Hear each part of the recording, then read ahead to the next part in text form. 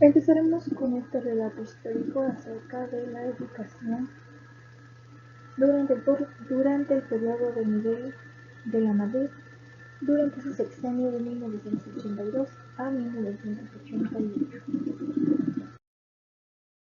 Sus antecedentes y su contexto histórico empieza con la crisis económica de 1982 que padeció en México, ocasionando la privatización de varias empresas.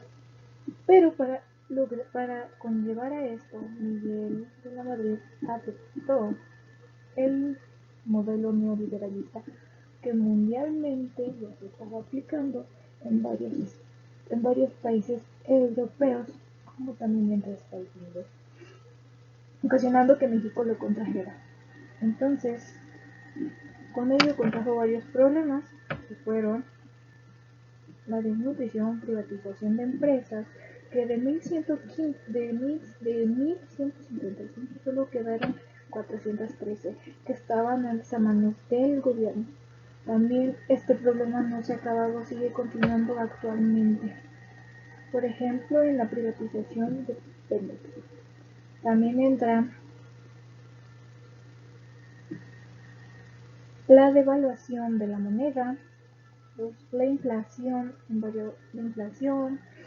el aumento de los precios en productos de la canasta básica, donde ya no le alcanzaba a la gente al menos comprar más del 70%. Respectivamente, entendiendo la crisis económica, de cómo fueron cambiando los sucesos durante este lapso de tiempo y cómo fueron influyendo, pasamos a los personajes que fueron influyentes en el ámbito educativo. Tenemos al licenciado Jesús Reyes Heroles de 1982 a 1985. Él se disponía a emprender una revolución educativa, no solamente el descentralizar y crear una reforma en México, pero en 1985 su muerte le impidió haber alcanzado este objetivo. José Luis Camacho Vargas en 2021 nos dice que fue un pensador e ideólogo que se le conoce como el político intelectual y el padre del liberalismo mexicano. Él, con la revolución educativa, debemos entender que fue un proceso y un conjunto de acciones innovadoras y coherentes para transformar la estructura educativa en todos sus niveles, como en contenidos, sus métodos, sus sistemas de enseñanzas que ayudarán a combatir la deserción escolar y la reprobación. Sus objetivos principalmente fueron la renovación moral de la sociedad, la profesionalización del magisterio, la democratización nacional y la descentralización de la vida nacional. También debemos entender que otro de sus objetivos era elevar la calidad de la enseñanza y llevar la educación a todos los estratos sociales del país. Actualmente se sigue buscando esta calidad educativa. También debemos entender que hubo orientaciones educativas que fueron guiadas por una planificación democrática entornadas a hacer de la educación permanente y socialmente útil. Debía elevar la calidad de la educación en todos sus niveles, ampliar el acceso a los servicios educativos enfocándose en los grupos y zonas más desfavorables. Vincular la educación con la investigación científica y tecnológica con las necesidades del desarrollo del país. Regionalizar y descentralizar la educación básica y normal, así como la educación superior, junto con la cultura de la investigación. Mejorar y ampliar los servicios en educación física, deporte y recreación.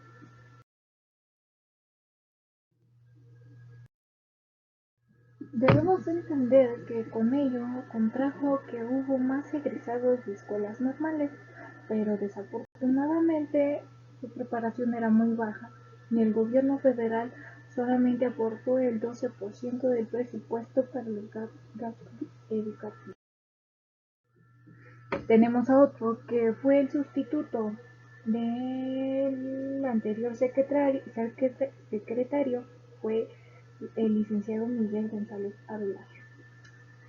Él siguió con esta revolución educativa y realizó pequeñas modificaciones, como también se vieron cerradas varias escuelas normales como el Centro Nacional de Enseñanza Técnica Industrial, la Escuela Nacional de Maestros de Capacitación para el Trabajo Industrial. Debemos entender que este fue precisamente por el modelo neoliberalista que se centra primordialmente en la capacitación de tener manos de obra para llevarlos a trabajar a las grandes industrias.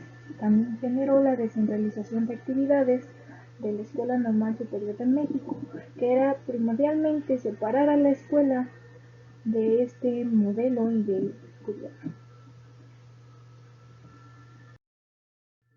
Algunos debemos entender que también estuvo una reforma al tercer artículo en la Constitución, que el plantel CECIT 7 del Instituto Politécnico Nacional nos dice que se les permitió a las escuelas privadas impartir clases de derecho. Actualmente eso se sigue viendo y se sigue aplicando en diversas escuelas privadas que hay aquí en México. Un ejemplo puede ser la escuela de mano amiga que hay en Valle de Chalco, en la plaza Patio. También un blog del 2013 nos dice que las políticas educativas se plasmaron en el Programa Nacional de Educación Cultural, Recreación y Deporte de 1984 a 1988, teniendo el objetivo de elevar la calidad a partir de la formación integral de docentes, aunado a las exigencias de profesionalización del magisterio. Se dio origen al Plan de Estudios de 1984, donde se exigía que para el ingreso al nivel medio debían de tener la educación del medio superior, y este estaba diseñado para 4 años, durante los cuales deberían generar docentes capacitados para la investigación educativa, y al mismo tiempo se les preparaba para su labor en el aula.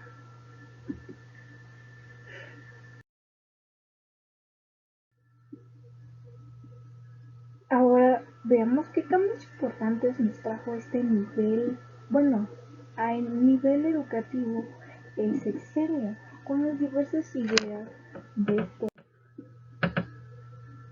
secretarios. Desde 1983 empezó la descentralización de la educación como un proceso para atender las necesidades y modalidades de las distintas entidades federativas. También hubo formaciones de comités consultivos para analizar la transparencia de la educación primaria, secundaria y normal proporcionada por la Federación.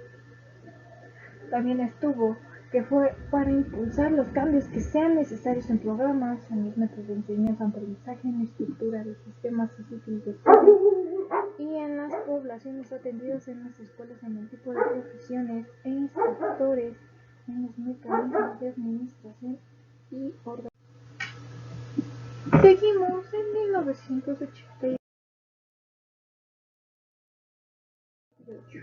En este año se muestran más avances en la cobertura del servicio educativo. También hay una revisión en la enseñanza normal. También nos muestran mejoramiento de la formación, capacitación de los maestros mediante la evaluación de la profesión pedagógica a nivel de licenciatura. También hay una revisión de planes y programas de estudios de educación básica para integrarlos pedagógicamente y hacer posible que la educación básica a los días grados.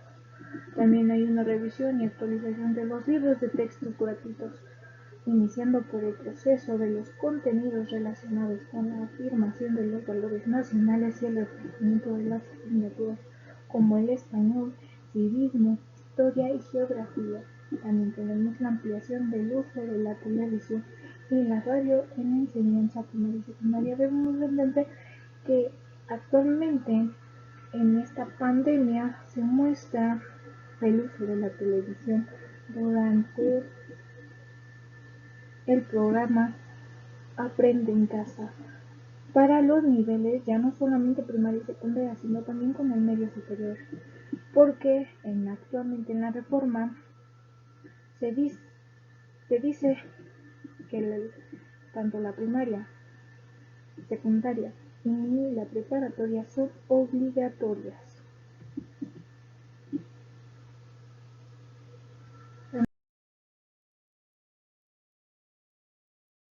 Tenemos que ahora seguimos con 1985.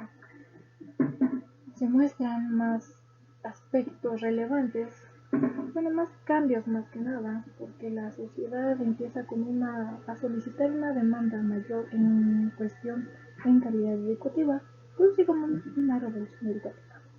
También tenemos diversos avances positivos en la formación de docentes, también tenemos la aplicación de programas de licenciatura en educación normal, piensa ampliar los servicios educativos a todos los mexicanos, incluyendo el medio rural. En el año escolar de 1984-1985 se mantuvieron a racha en la aplicación de la educación preescolar. En cuanto a la educación primaria, también tuvieron la la capacidad de satisfacer al 100% con la demanda efectiva. También tenemos que en la educación secundaria lograron atender al 81% de los egresados de primaria en todas sus modalidades posibles.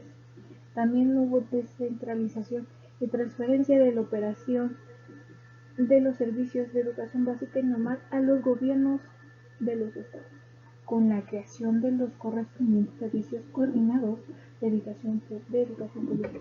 Debemos constatar que estos se refiere principalmente al modelo en donde cada estado se hace responsable de su propia educación. Por ejemplo, el sistema educativo va a ser diferente al sistema que hay en Chiapas, Chihuahua, Jalisco. Un ejemplo de ello son los diversos temas que manejan. Unos pueden manejar historia de la educación, otros pueden manejar historia educativa, aunque son conceptos distintos, pueden tener contenidos diferentes. O también hubo libros como el Atlas, que teniendo los mapas y relieves de México. Hay otros que no lo tienen, y así sucesivamente. En 1986 se mantuvo que la educación preescolar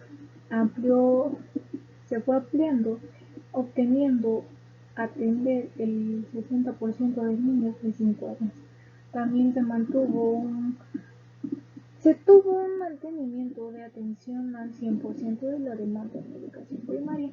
Los libros de texto siguieron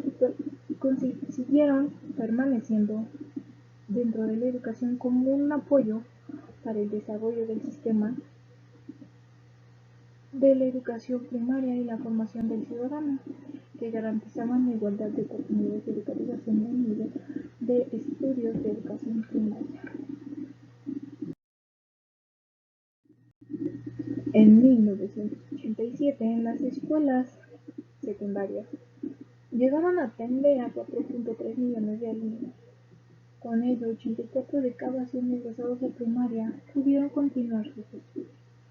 También se tuvo una revisión constante y actualización de los contenidos de los libros de texto gratuitos con la incorporación de los avances en el conocimiento científico y pedagógico. Debemos de entender que actualmente siempre se va a seguir requiriendo esas revisiones y actualizaciones constantes, porque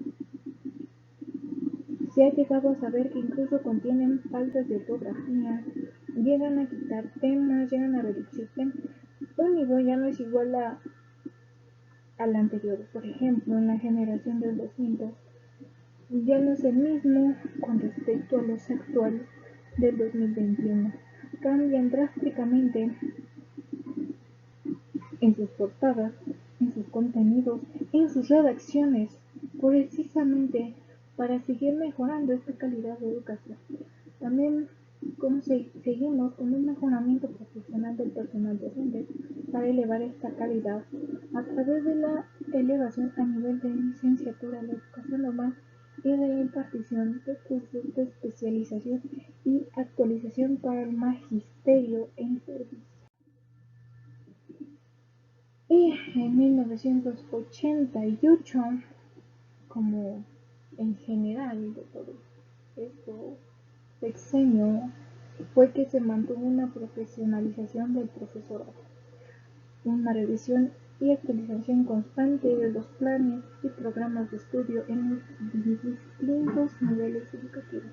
También se mantuvo la distribución de libros de texto gratuitos, que fue este el que garantizó la unidad y el carácter obligatorio de la educación primaria. También tenemos que la educación preescolar experimentó una fuerte expansión, creciendo a una tasa anual de 9.2% durante este sexenio. La educación primaria seguía atendiendo al 100% de la demanda efectiva. La educación secundaria atiende a un total de la demanda, a la totalidad de la demanda en el medio urbano, y la matrícula de este servicio llegó a crecer anualmente del 3.9% en el periodo de 1982-1987. Y el Programa Nacional de Educación, Cultura, Recreación y Deporte nos llega a mencionar algunas consideraciones que podrían causar el rezago educativo en México, como eran los escasos servicios educativos en zonas deprimidas, en la marginalidad económica y social, el desuso de la lectura y la escritura y la ineficiencia. Debemos tener en cuenta que actualmente en las distintas evaluaciones a nivel mundial México sigue quedando muy abajo de esas evaluaciones. Esto quiere decir que aún no conseguimos ese gran avance.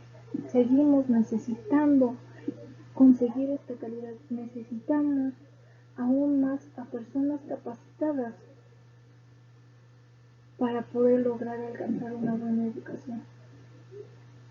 Por ejemplo, debemos ser conscientes que los maestros no solamente forman parte de este proceso, los alumnos, la familia, la comunidad, el gobierno, somos todos el conjunto que debe de ver una manera de poder desarrollar de mejor manera y conseguir un avance, una evolución en la educación impactante para el Estado, donde ayude a los alumnos a seguir adelante y conseguir una buena vida. Pero debemos de entender que hay un impacto todavía en el neoliberalismo en respecto a esto. ¿A qué me refiero? Me refiero a que aún mantenemos a escuelas que solamente generan manos de obra. Puede ser que a lo mejor puedan ser las escuelas técnicas. ¿A qué me refiero? Las escuelas técnicas nos capacitan para tener una carrera hasta la educación media superior y podemos empezar a laborar en un trabajo, pero son de carácter, como se dice, técnico, que son en mantenimiento de cómputo, en mantener en auxiliares laboratoristas, bueno, técnicos laboratoristas. También tenemos, la mayoría son carreras respectivamente a la industria, otras a servicios de la salud, otras a los servicios donde se mantienen a la tecnología, pero somos esos ser manos de obra, porque solamente se quedan en ser de apoyo cuando pueden ser jefes, pero para lograr un ascenso se necesita la licenciatura, donde demuestre que sí tiene la capacitación para lograrlo, que tiene las habilidades se necesitan para lograr obtener ese ascenso. Por ello, como conclusión, debemos seguir actualizando y renovando, evolucionando este sistema educativo para poder alcanzar un gran avance en México y dejar de ser de los últimos en educación, en cualquier medio, y donde podamos también que México logre avanzar.